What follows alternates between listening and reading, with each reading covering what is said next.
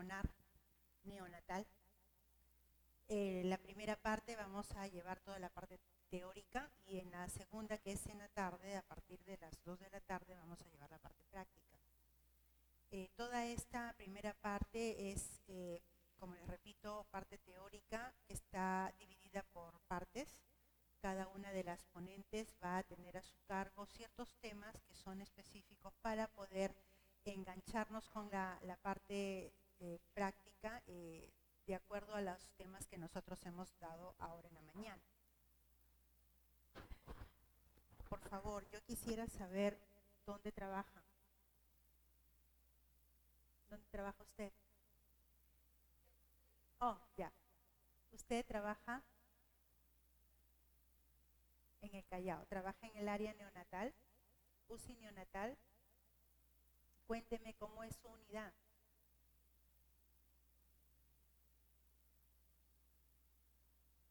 Ya.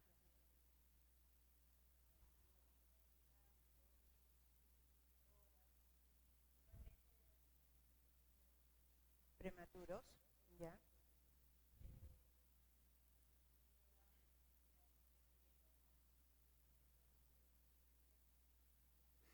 De intermedios. Ya, ok.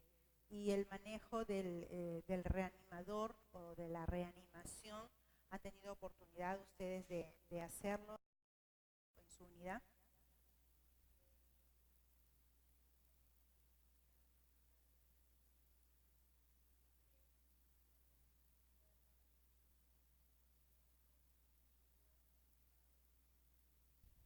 Muy bien.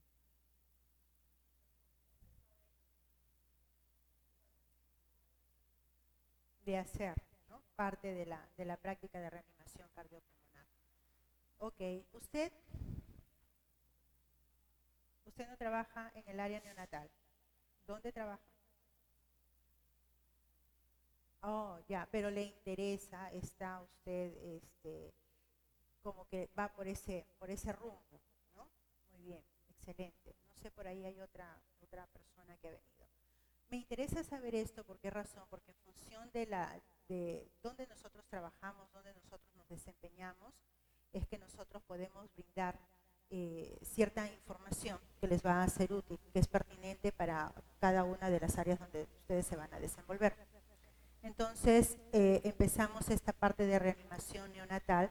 Quienes habla es la licenciada Zoila Cárdenas Quevedo. Yo trabajo en la unidad de cuidado intensivo neonatal del Hospital Edgardo Rebagliati Martins. Tengo trabajando 22 años de servicio.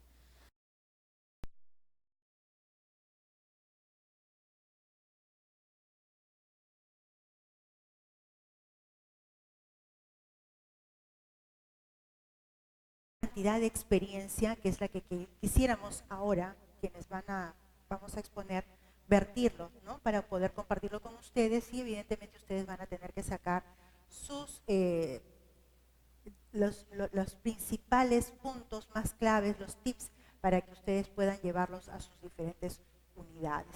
Ustedes saben, en la unidad, colega, eh, lo importante que es que el padre de familia se sienta eh, cómodo con el personal de enfermería, ¿no?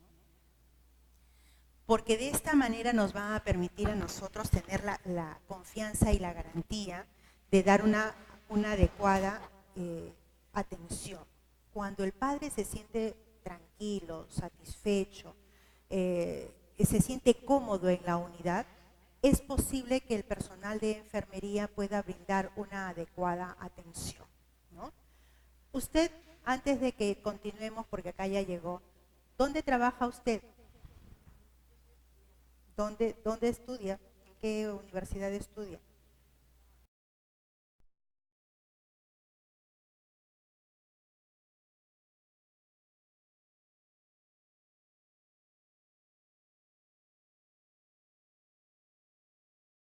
Porque esto es un RCP neonatal, ¿no es cierto? Entonces,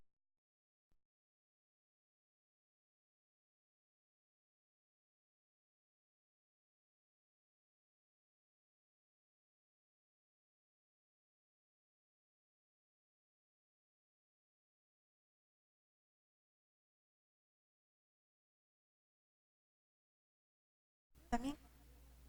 Ok. Ujú. Muy bien. Y ustedes saben que un recién nacido tiene diferentes características, ¿no es cierto? Entonces la colega decía bien, ¿no? Que tenía ella dentro de su área de trabajo, no solamente tiene recién nacidos a término, sino también tiene recién nacidos pretérmino. Entonces cuando nosotros trabajamos con este tipo de pequeños, de pacientes, las características son completamente distintas a las de un recién nacido que tiene todas sus semanas de gestación, ¿no? Bueno, eso lo vamos a ir viendo más adelante.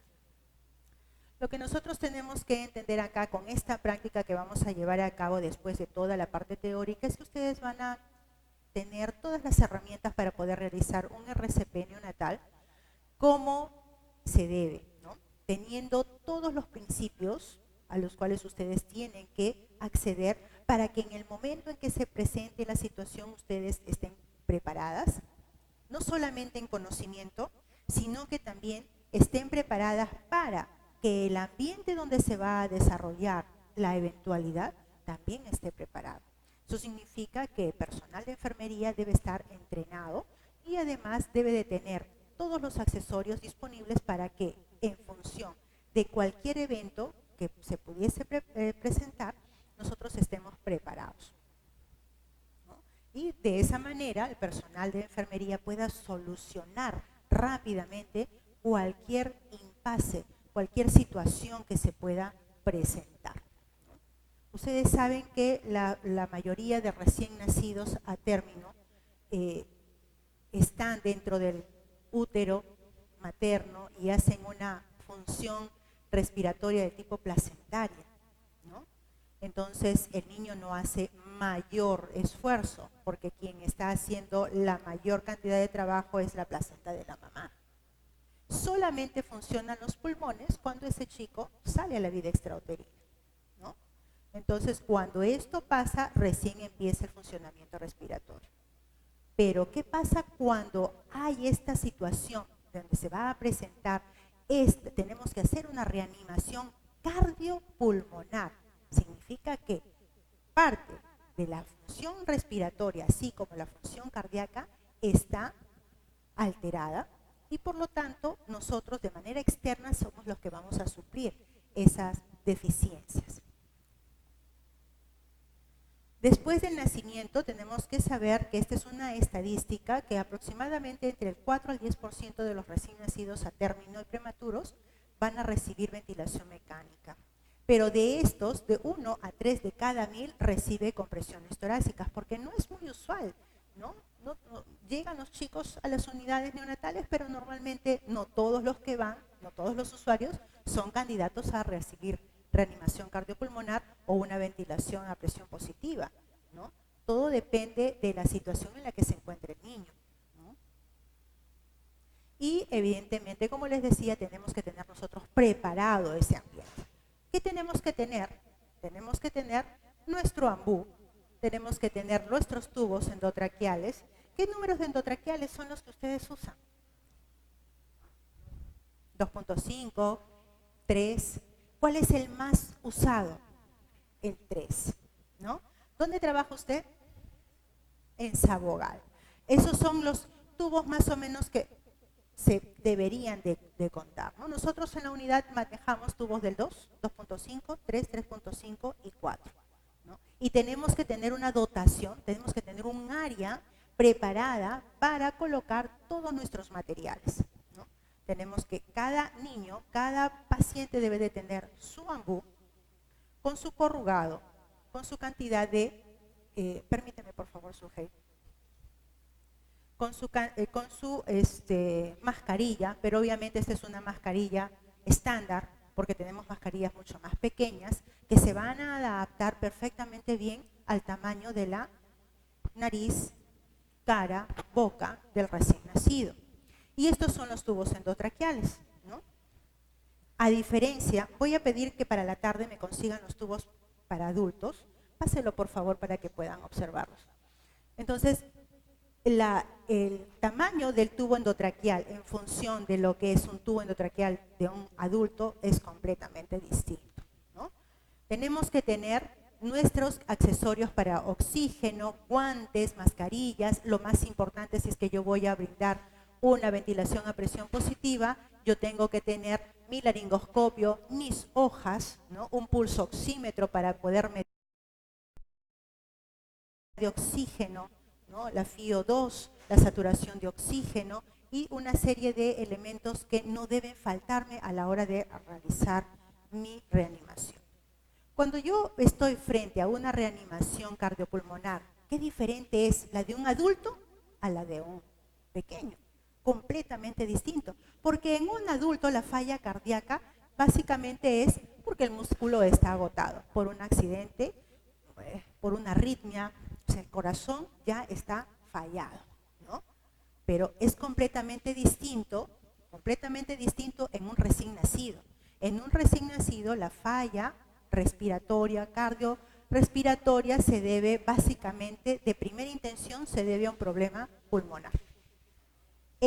La función respiratoria se ve afectada, por esa razón es que, como no se termina de completar su función respiratoria, entonces falla inmediatamente, colapsa el problema cardíaco y nosotros tenemos que implementar con la ayuda externa a través de una reanimación. Y eso es básicamente, ¿por qué razón? Porque ustedes recuerden que el niño dentro del útero de la mamá está nadando en líquido. Por lo tanto, los pulmones están llenos de agua. Cuando este niño nace, lo ideal es que con la primera, segunda o tercera respiración, todo ese líquido salga o se asimile.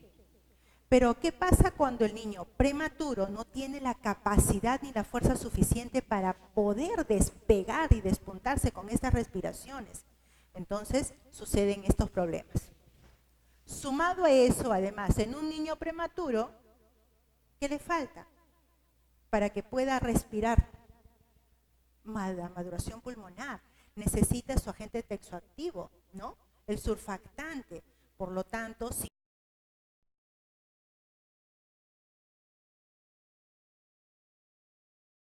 positiva y consecuentemente, si la falla continúa, a un masaje cardiopulmonar. A medida que la respiración no se hace adecuada, yo voy a tener a un niño con un acúmulo permanente de CO2. El niño va a empezar a hacer acidosis metabólicas, ¿no?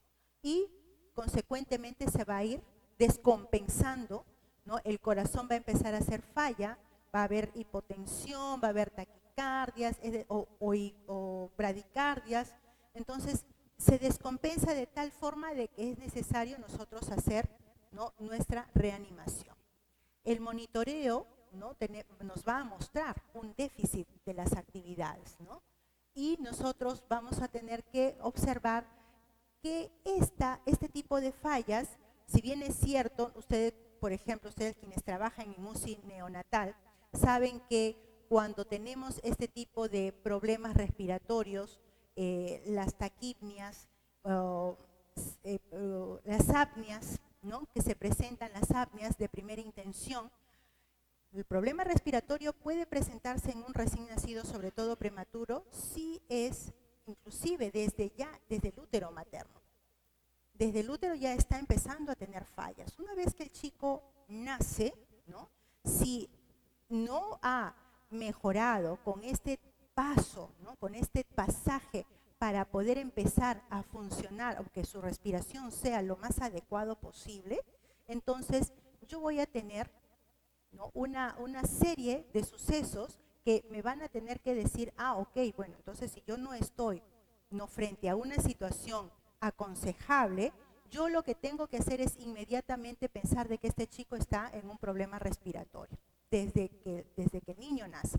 O sea, yo no le puedo dar más chance, ¿no?, esperar si el niño, sí, porque evidentemente ustedes conocen, quienes manejamos equipos y tenemos nuestros pulsoxímetros, y seguramente la licenciada le va a dar una tabla que ustedes también manejan.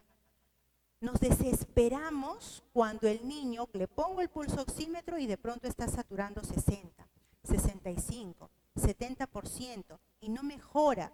Y entonces me desespero porque quiero darle un poco más de oxígeno y empiezo de repente a darle ventilación de presión positiva cuando de repente no lo requiere todavía. Recuerden ustedes que según tablas y según estudios, el niño demora aproximadamente 10 minutos en pasar ese pasaje, ¿no? en hacer su etapa de periodo de transición, ¿no? Para poder recuperar. Para poder llegar a una saturación entre 85 a 90% o 95%, es 10 minutos aproximadamente lo que se va a demorar ese niño. Y estoy hablando de recién nacidos a término. Cuando es un niño pretérmino, obviamente que sí ya la situación va a cambiar, porque yo estoy entendiendo que si es un prematuro, la deficiencia de surfactante va a hacer de que este chico tenga problema respiratorio, eso es inalterable. Los recién nacidos, que son, a ver, vamos primero con esta de acá. Si el niño, un recién nacido a término, o un tardío, o un pretérmino tardío, nace con un proceso respiratorio, es muy posible que usted, haciéndole el secado o la estimulación, el niño pueda responder. Es muy posible. Pero si el niño no responde, es muy probable que el niño ya empiece o requiera de un masaje cardíaco. Recuerde usted que el objetivo de la reanimación neonatal es que la ventilación sea eficaz. Si yo voy a ser partícipe de todo este proceso de reanimación, donde yo no solamente voy a dar ventilación, sino además también masaje cardíaco, yo tengo que entender que lo importante en esta reanimación cardiopulmonar es que la ventilación sea eficaz, que la ventilación esté 100% garantizada. Gracias a Dios, hemos nacido nosotras en una época en la que tenemos recursos que nos permiten valorar todas estas cosas. Antes no habían todos los recursos que tenemos a disposición. Hoy tenemos monitores, tenemos pulsoxímetros, que nos van a permitir tener ese auxiliar que nos pueden garantizar que efectivamente la ventilación que yo le estoy dando al niño es eficaz, que es eficiente.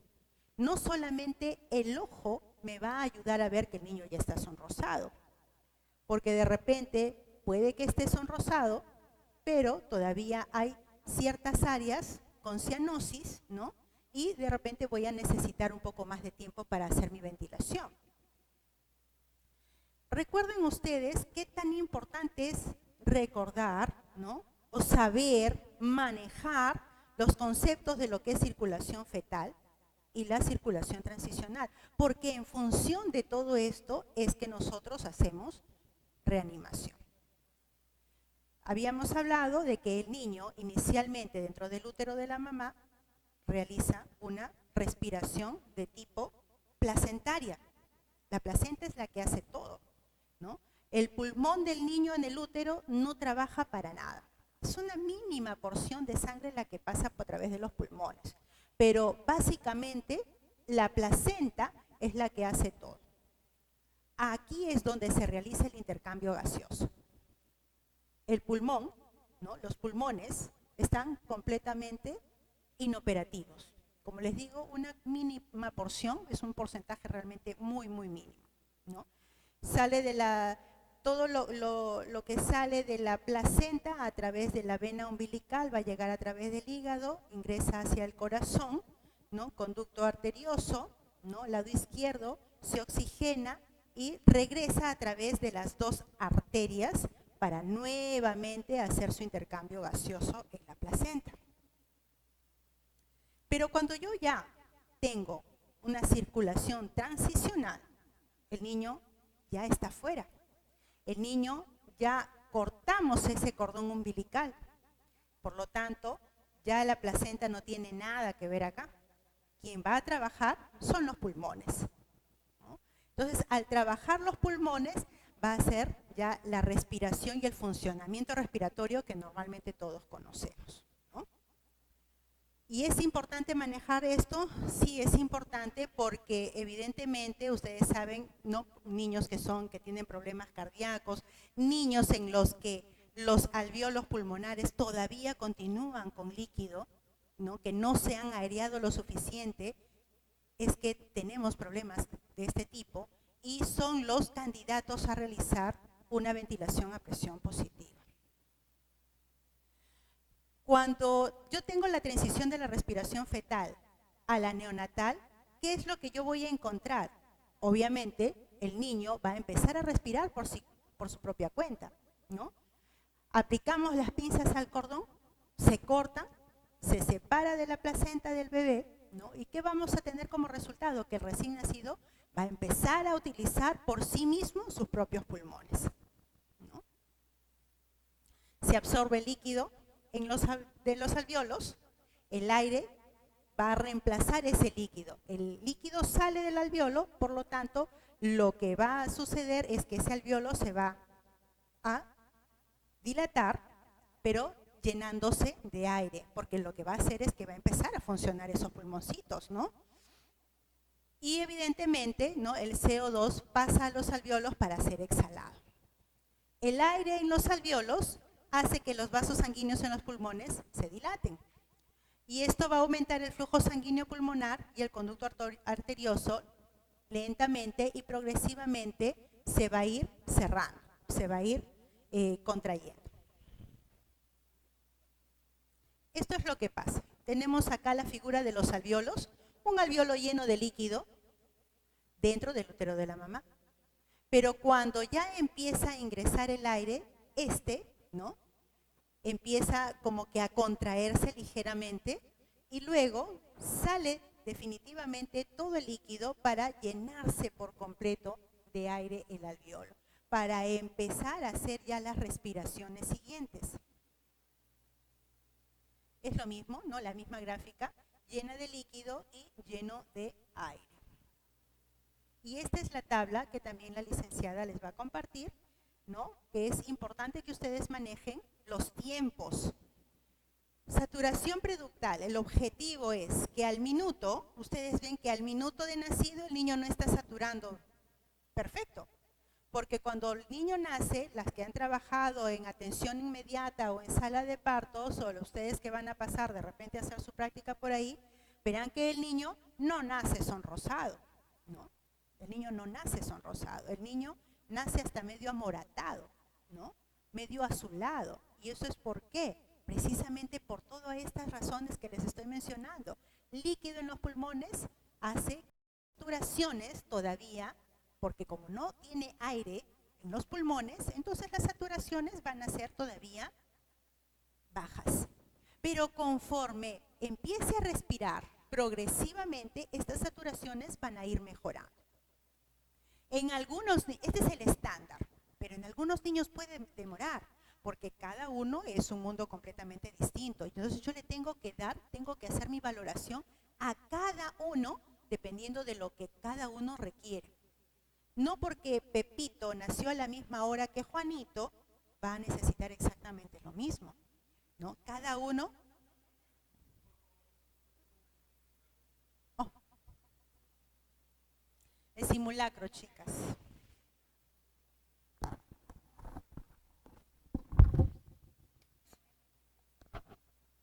Les decía que no podemos esperar que el niño recién nacido tenga saturaciones altas, porque eso definitivamente no va a pasar, no va a pasar. Va a pasar esto aproximadamente, miren ustedes, a los 10 minutos todavía. Por lo tanto, es importante no solamente recordarlo nosotros, sino hacérselo recordar a quienes también trabajan con nosotros, porque ustedes verán de que hay muchos médicos, muchas enfermeras, ¿no? Mucho personal que se estresa mirando las valoraciones en el pulsómetro y de pronto está con 75%, pero el chico recién está apenas con 3-4 minutos de vida. Entonces hay que darle un tiempo prudencial para que este chico se recupere y haga su proceso gradual de un mejoramiento, ¿no? Para que esos pulmones empiecen a funcionar adecuadamente, ¿no? Y estamos hablando de esto en condiciones normales, sin oxígeno. ¿ok? Sin oxígeno. Estamos hablando entonces de un niño que está nacido a término. Yo no puedo pretender definitivamente que con esta valoración, un pretérmino, porque eso no va a pasar jamás.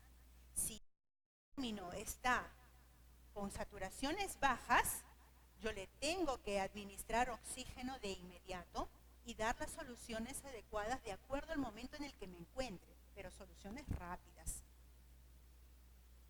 Tenemos apneas primarias y apneas secundarias. Cuando yo tengo una apnea primaria, esta se puede presentar incluso ya desde el momento antes de nacer, que es lo que yo les venía diciendo, ¿no? Y cuando ya el niño nace, lo primero que se va a ver es respiraciones muy jadeantes, rápidas, ¿no? El niño empieza con una frecuencia cardíaca que empieza a caer. El niño no podría mejorar con la estimulación táctil, pero de repente no mejora.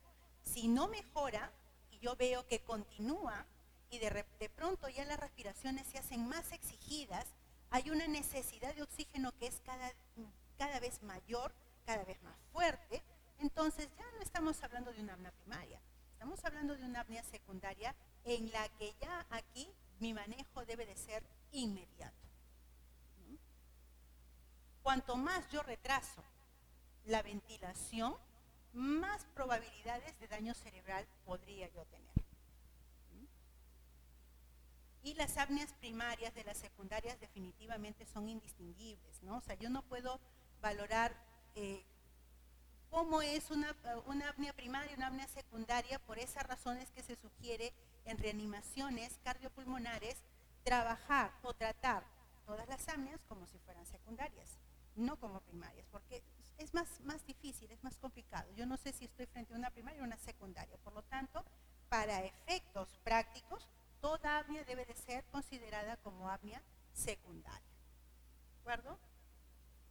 Bueno, hemos ya hablado acerca, ¿no?, un poco de la acidosis y lo que podría ocurrir, ¿no?, con un niño que tiene este tipo de problemas, ¿no? Es un niño que empieza a hacer acúmulo de CO2, definitivamente va a empezar con su problema de acidosis, ¿no? Se restringe el flujo de sangre a los órganos vitales y definitivamente el daño orgánico va a ser progresivo.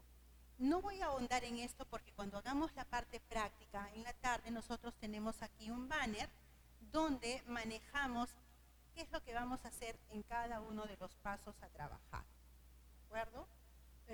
Para la evaluación y reanimación, de eso se va a encargar la licenciada Sujei, los factores que son importantes para que ustedes más o menos identifiquen.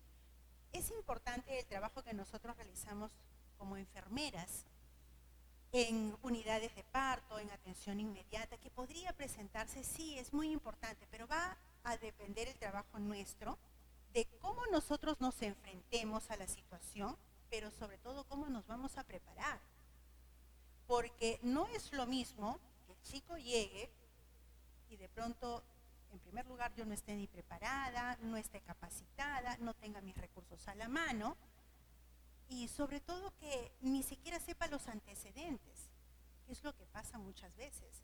Nosotros nos dejamos llevar simplemente. Estamos tan sobresaturadas de trabajo, nos sentimos agotadas hasta mentalmente de las rutinas que tenemos que hacer, que nos hemos olvidado de realmente el verdadero quehacer de nuestro trabajo como enfermeras, que es, primero, la prevención. Si yo conozco los factores que van a predisponer una situación de esta, yo ya me estoy preparando. Yo ya estoy preparando todo mi equipo, yo estoy preparando toda el área hospitalaria donde voy a recibir a mi niño que podría eventualmente necesitar una reanimación cardiopulmonar. ¿Cuáles son estos factores que podrían contribuir, que podrían suscitar este tipo de proceso, ¿no? Una edad gestacional menor a las 37 semanas, un parto prematuro, un parto posmaduro, ¿no? La preeclampsia, la eclampsia, la hipertensión, los embarazos múltiples, ¿no? Madres con anemia, polidramnios, oligohidramnios, malformaciones, que las madres no hayan tenido además también control prenatal.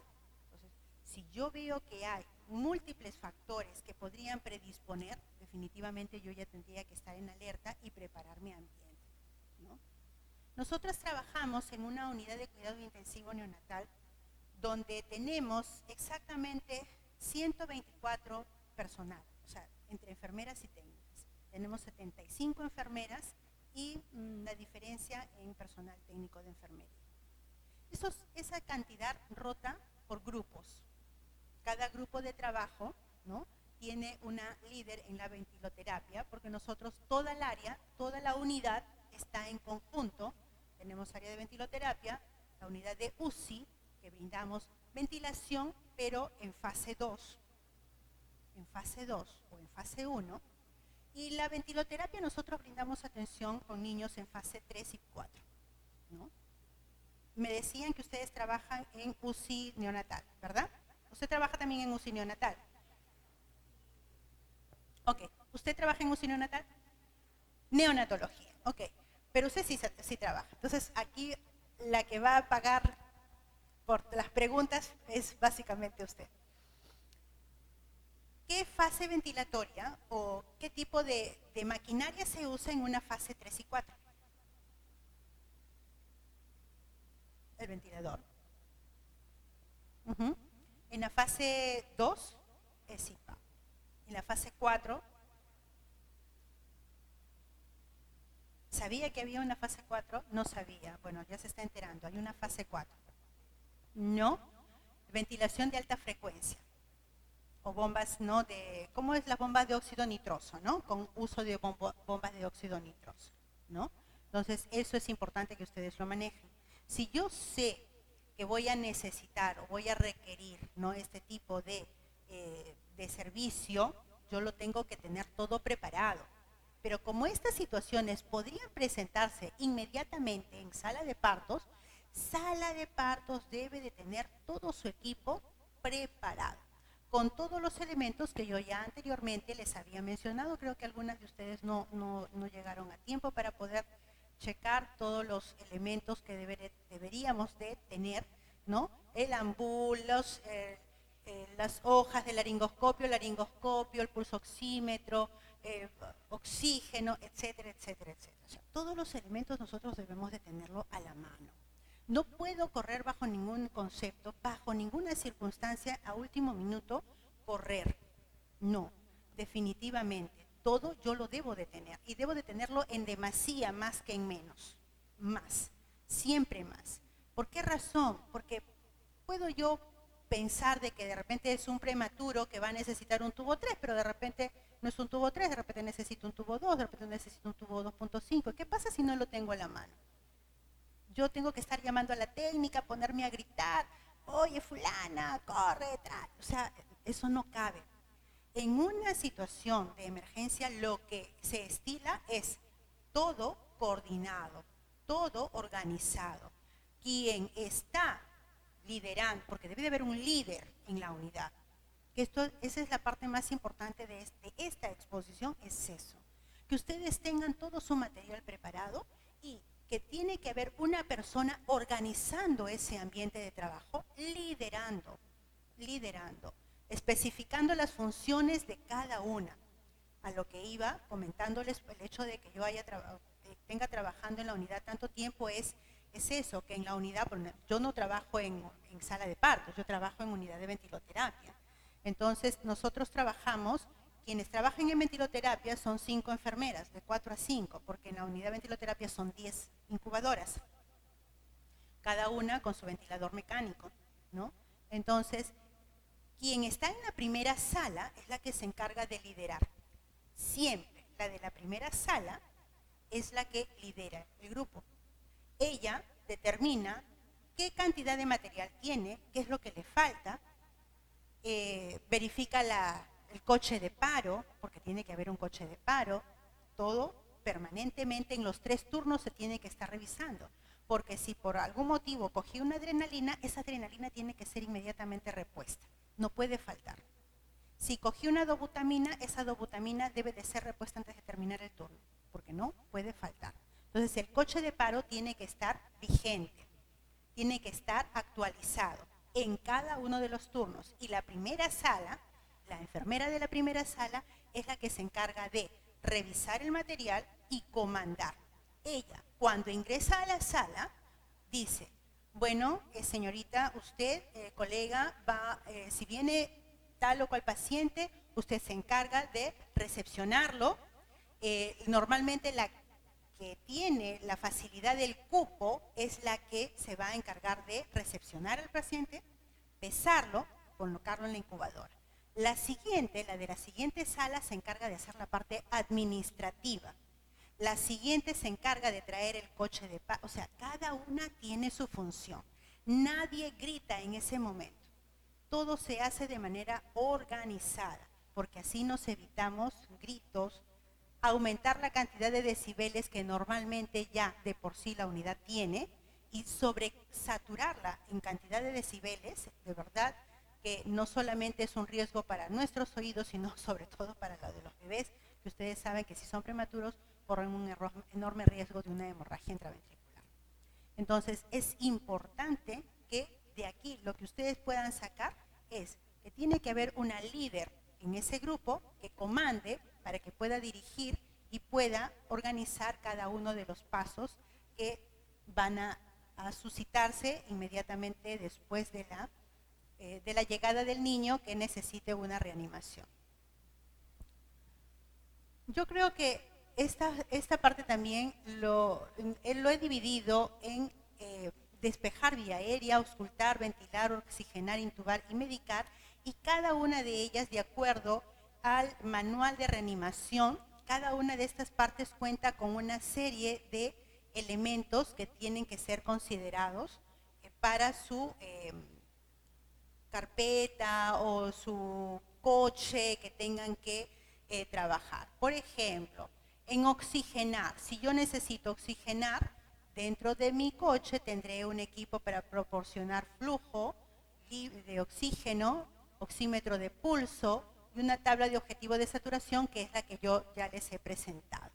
Por ejemplo, si yo necesito medicar porque el niño se ha descompensado, el masaje no lo ha sido todo, entonces necesito administrar medicamentos, yo necesito tener acceso a adrenalina, solución salina y medicamentos para colocarse a través de un catéter umbilical.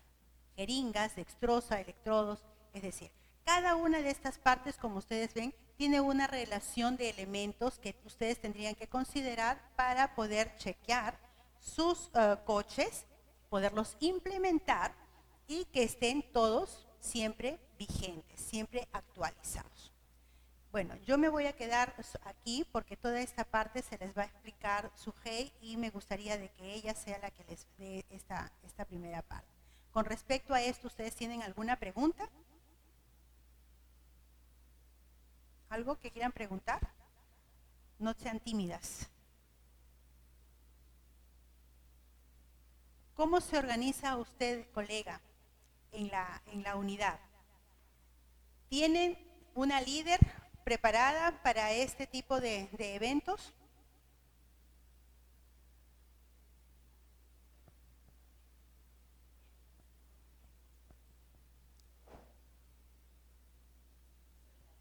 Ya. Así es.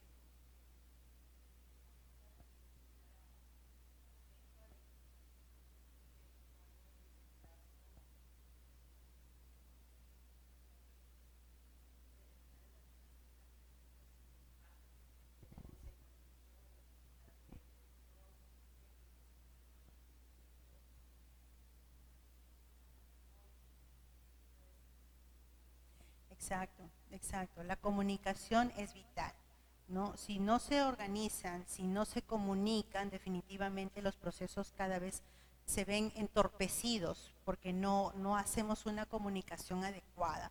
De pronto tenemos 9 bebés y sabemos de que va a venir un transferido de Iquitos, por ejemplo, se me ocurre, ¿no? De 28 semanas de gestación y preparamos esa área, esa unidad, lo implementamos. El personal ya sabe, ¿no? La líder dice, ¿sabes qué? Viene 28 semanas, perfecto. El personal técnico se encarga de tener la incubadora limpia, aseada, ¿no? Desinfectada, con la cantidad de pañales que se requieran. o conectada al oxígeno, monitor funcionando, el personal de enfermería ya está chequeando que todo esté en orden, pone su balanza cerca de la incubadora, si es que no tiene la balanza operativa dentro de la misma, es decir, cada una ya está organizada. Pero ¿qué pasa? Porque pasa, si de pronto ese cupo se pone alguien mal de la UCI o de la intermedios, porque suele pasar, y es necesario, entonces estamos en un corre que pasa, eso pasa todos los días. Entonces tenemos que saber qué es lo que vamos a hacer, ¿no? Y no estresarnos. Evidentemente es un poco difícil, sobre todo cuando trabajamos. Nosotras, por ejemplo, trabajamos en turnos de 6. Al día siguiente trabajamos otras 6. Vamos a almorzar a nuestras casas y tenemos que regresar en la noche, ¿no? Quienes trabajamos para salud, me parece que trabajamos de esa forma, ¿no? Un turno de 6, al día siguiente 6 y luego en la noche 12 horas. Quienes trabajan para MINSA me parece que trabajan de 12 por 12, ¿no? Entonces, de repente ahí, bueno, es un poco pues más manejable, ¿no? Porque tenemos tiempo, no se nos podemos dar esa facilidad de poder organizar con mayor detenimiento. Pero cuando tenemos turnos tan pequeños, tenemos que correr y tiempo nos falta para poder terminar. Entonces, por esa razón, a veces las enfermeras somos mal vistas, ¿no? Porque siempre estamos tan estresadas y siempre estamos con la cara un poco dura, pero no es porque seamos malas personas, es porque la situación a veces nos hace estar frente a cosas tan críticas y tan difíciles de enfrentar en ese momento. Eso no significa que nada no sea salvable, por el contrario, ¿no? Todo es cuestión de saberse organizar. Yo siempre digo, ¿no? O sea, aquí la situación es la organización. Cuando usted se organiza desde temprano, entonces todo fluye maravillosamente. Para quienes recién están empezando y son estudiantes de enfermería, ¿no?